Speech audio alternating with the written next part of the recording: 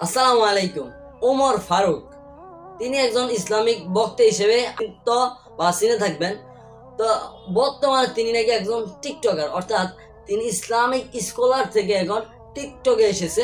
তার নাকি এখন আর ইসলামিক লেবাস ভালো লাগে না।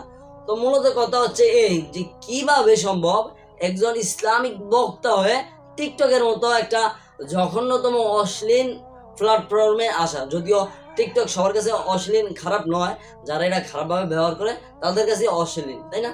তো কথা হচ্ছে এই ওমর ফারুক তিনি একজন বক্তা ছিলেন। তার লেকচার গুলো এমন কোরআন তেলাওয়াত গুলো সত্যি খুবই চমৎকার ছিল। কিন্তু কে জানে বা কোন বড় শয়তানের ধোকায় পড়ে সে টিকটকের লাইনে চলে এসেছে এবং তার লেবাস পরিবর্তন করে নিয়েছে এবং তার চুলের হেয়ার স্টাইল দেখলো শয়তান এখন চমকে উঠবে, তাই না?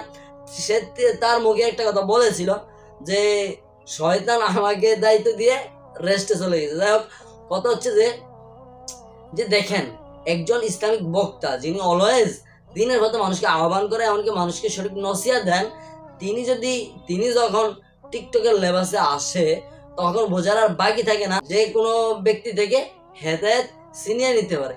এই জন্য আল্লাহ পবিত্র কোরআনে একটা আয়াতে বলেছেন যে আমি চাইলেই সবাইকে হেদায়েত দিতে পারতাম।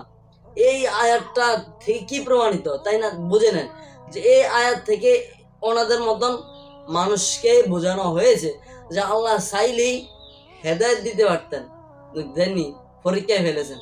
তো কথা হচ্ছে ওমর ফারুক ভাই তো এখন ট্রেন্ডিং এ আছে। আবার দেখবেন কয়েকদিন পরে হয়তো সে আবার আগের লেবাসে চলে আসবে, হুজুর হয়ে যাবে। আমাদের আবেগী বাঙালি হুজুগে বাঙালিরা আবার দেখবেন তার ফলোয়ার্স হয়ে যাবে। সাইবার ফোরাম থেকে তার ফেসবুক পেজটি সম্ভবত ডিসেবল করে দেওয়া হয়েছে। কি জন্যে? আমরা তাকে ফলো করেছি, মাত্র 1 থেকে 2 দিনে তার প্রায় কয়েক লক্ষ নাকি ফলোয়ার হয়ে গেছে। নাউজুবিল্লাহ, এটা কিভাবে সম্ভব? কে ফলো করছে? কারা এই ফলোয়ার? যারা ফলো করছে কারা এরা? মানে খুবই অবাক লাগে, কে তাকে ফলো করতে পারে? যাই হোক, কথা হচ্ছে যে আল্লাহ সবাইকে হেদায়েত দেয় না। সবার কাছে হেদায়েত বাণী পৌঁছাইলেও সবাই অ্যাকসেপ্ট করে না।